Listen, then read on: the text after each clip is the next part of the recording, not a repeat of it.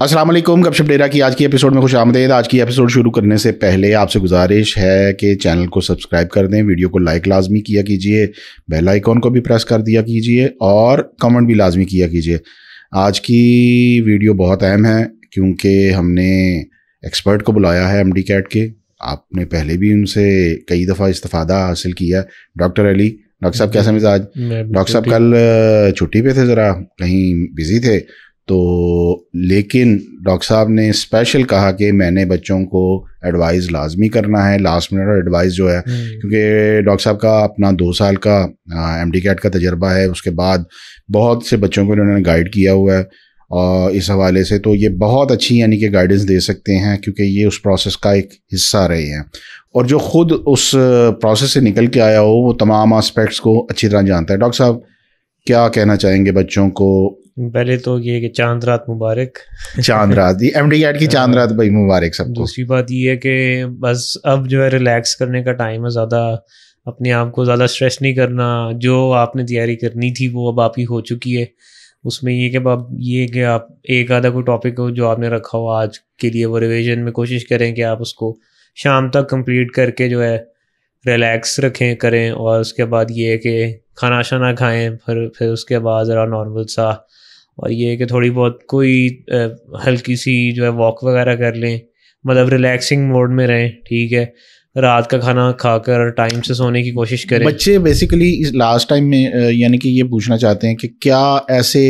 Study میں کہ ایسی کیا چیزیں کریں کہ لاسٹ یہ جو 8-10 گھنٹے ہیں اس میں لیٹ سے کہ وہ ٹیکسٹ بک پہ سے کریں، کوئی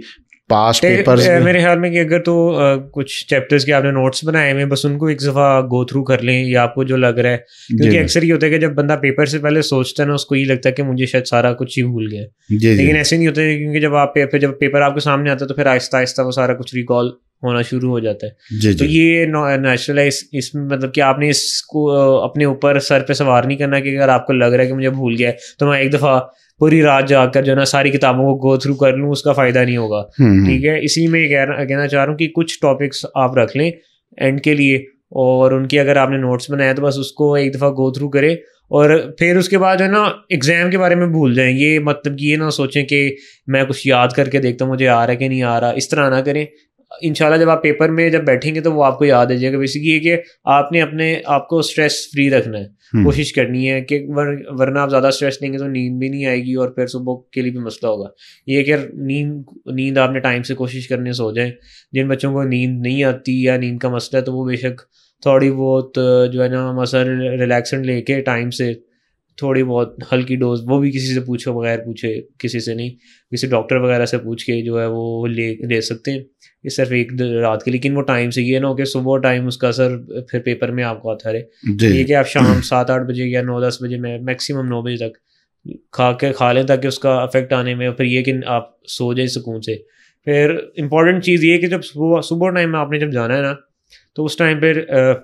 بالکل ریلیکس ناشتہ وغیرہ لازمی کر کے جانا ہے، ٹھیک ہے۔ کوشش کریں کہ نہا دھو کے، ایک دفعہ جب بندہ نہاتا ہے تو ذرا فریش ہو جاتا ہے بہتر طریقے سے، ناشتہ کر کے چائے تھوڑی بہت پی لیں، جو لوگ ریگولر نہیں پیتے پی لیں، تھوڑا فریش رہتا ہے بندہ، میٹھا، ہاں۔ اور ناشتہ کرنے کے بعد آپ نے کوئی اس طرح کی چیز رکھ لینی ہے، کیونکہ جب آپ وہاں پر جا رہے ہوں گے تو آپ کا بلڈ شوگر لیول اوپر نیچے ہوتا رہے گا، تو وہ یہ کہ جب آپ تھوڑا بہت ساتھ جوس پی لیں گے یا کوئی ٹافی وغیرہ رکھ لیں گے، وہ کھائیں گے تو وہ آپ کا بلڈ شوگر جو ہے وہ مینٹین رہے گا، تو زیادہ پھر آپ کو انگزائٹی نہیں ہوگی۔ اچھا، کوئی ٹارگیٹ لے کے جائیں بچے کے، ہم نے اتنے مارکس، یہ ٹارگیٹ جو ہے نا یہ آپ نے چھوڑ دینا،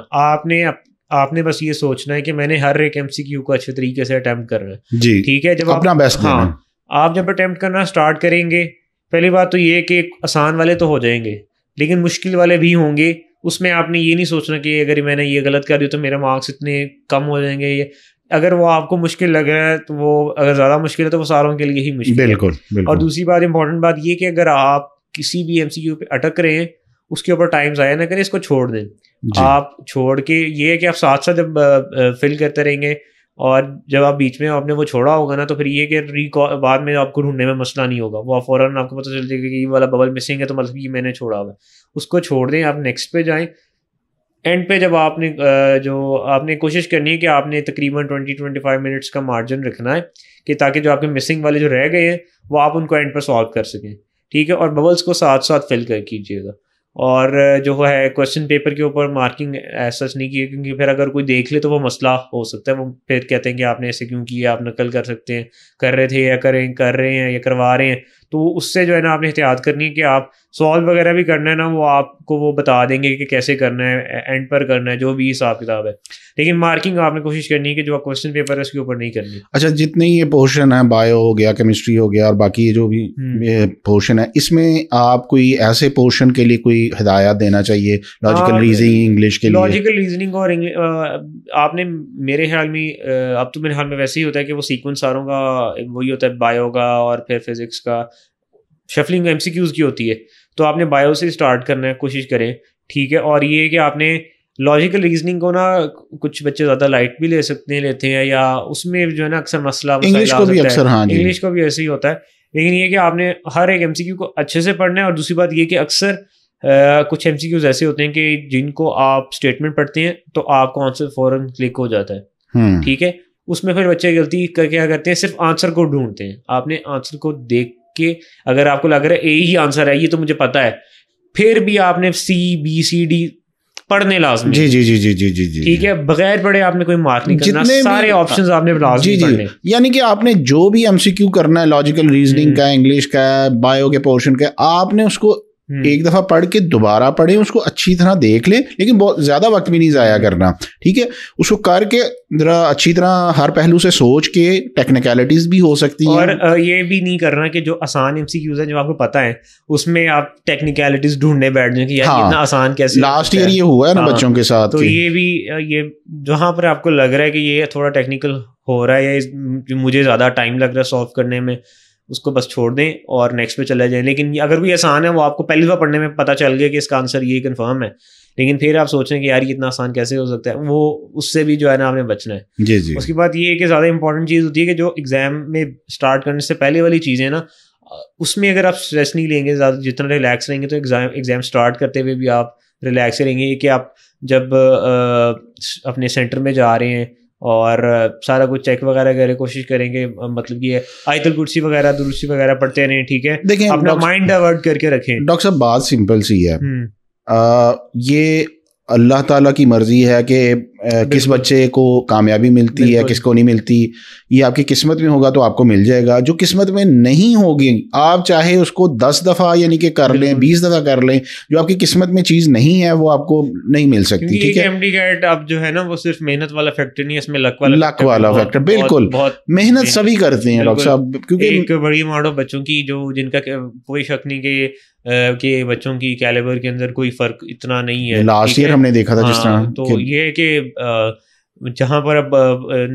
میرے خیال میں کہ 93.5 میرٹ آ رہا ہے تو 93.4 والا بھی اتنا ہی ٹیلنٹڈ اور بالکل ہے، تو یہ بات ہوتی ہے کہ اس وقت ہاں لک کے اوپر بھی ہے، اور اس کے بعد یہ کہ آپ کی قسمت کے اوپر بھی ہے، ہو سکتا ہے کہ اگر آپ اس میں نہیں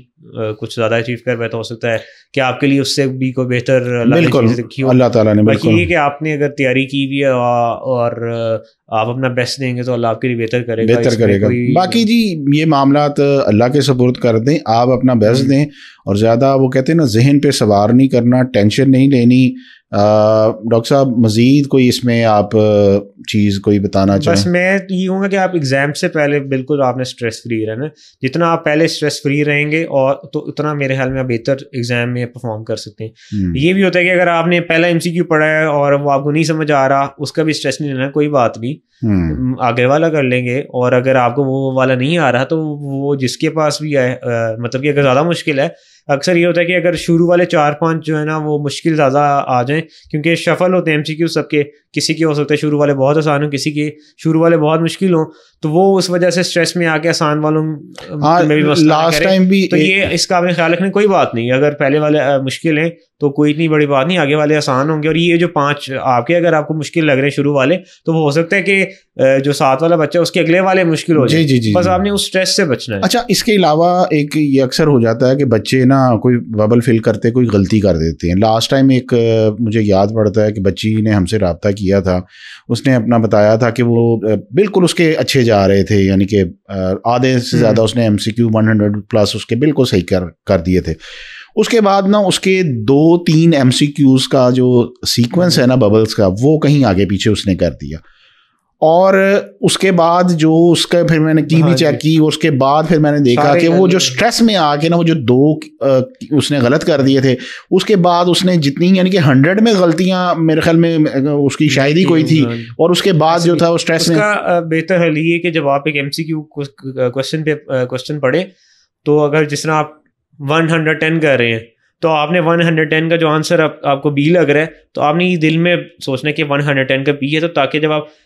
ببل فل کرنے لگیں تو ادھر بھی آپ نے 110 کو دیکھ کے بھی کرنا ہے. اکثر یہ لوگ کرتے ہیں کہ اچھا پہلے کا میں نے یہ لگایا تو دوسرا بی سی ڈی اس طرح کر کے, اگر وہ نمبرنگ نہیں دیکھ رہے ہوتے بس ایسے ہی مارک کر رہے ہوتے اس میں جو مسئلہ ہو سکتا ہے. لیکن جب آپ ایسے کر کے کریں گے کہ 1 کا میں نے یہ لگایا 2 کا پڑھ کے جو ببل پہ آپ نے جو MCQ پڑھنا ہے نا کہ یہ 2 والا ہے, پھر اس کا بی لگانا ہے. اگر لیٹ سے کوئی غلطی ہو بھی جاتی ہے تو 2 منٹ رک جائیں,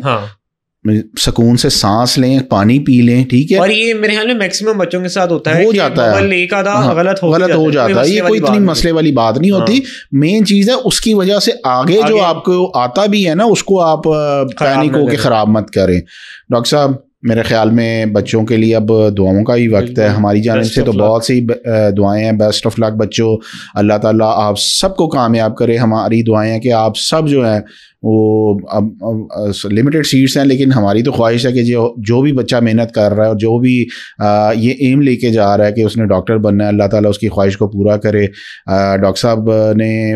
اپنا جو بھی نچوڑ ہے وہ پچھلے تقریباً 1-1.5 ماہ کے اندر میرے خیال میں ہم نے ڈاکٹر صاحب کوئی 30-40 ویڈیوز جو ہیں اس حوالے سے بنائی ہیں. حالانکہ اگر دیکھا جائے تو ہم لوگ گپ شپ ڈیرا کے نام سے آپ کو پتہ ہی ہمارا چینل ہے, اور ہمارا جنرل دوسرے موضوعات پہ بنتی تھیں, لیکن ڈاکٹر صاحب کا چونکہ ایک شعبہ تھا اور میرا بھی انٹرسٹ تھا اس میں, تو ہم لوگوں نے آبویسلی اس موضوع کو بھی ہم نے انتخاب کیا, اور بچوں کی رہنمائی کے لیے جتنا پاسبل ہو سکتا تھا ہماری جانب سے ہم لوگوں نے آپ کو گائیڈ کیا ہے. انشاءاللہ MD CAT کے بعد بھی ڈاکٹر صاحب سے جو ان کی رائے ہے, ان کی ایکسپرٹیز ہیں, ہم ان سے اس کا فائدہ اٹھاتے رہیں گے اور ان سے آپ کو رہنمائی جو ہے وہ دلواتے رہیں گے. بہت بہت شکریہ ڈاکٹر صاحب. تھینک یو بچوں, آل دا بیسٹ. اللہ تعالیٰ آپ سب کو کامیاب کرے. بہت بہت دعائیں ہیں, آپ خود بھی نماز پڑھیں, دعا کریں اور اپنے والدین سے بھی دعا کروائیں. بہت بہت شکریہ. Thank you. اللہ حافظ.